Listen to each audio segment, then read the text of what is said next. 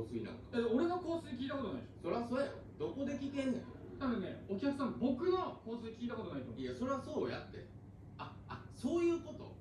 芸人やもんな。そりゃそうだよ。芸人ならではのやつね。うん、縦のバージョンってこと？縦のバージョン。はいはい、それやったらちょっと聞きたいかもしれない。じゃあ、いきます。はいはい。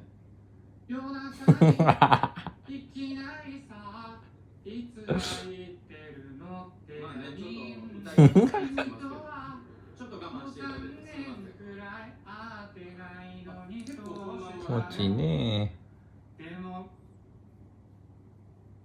どないしたんや。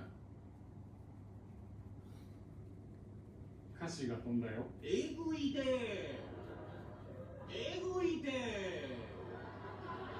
えぐいでー。いい歌詞が飛んだようやないね。いきます。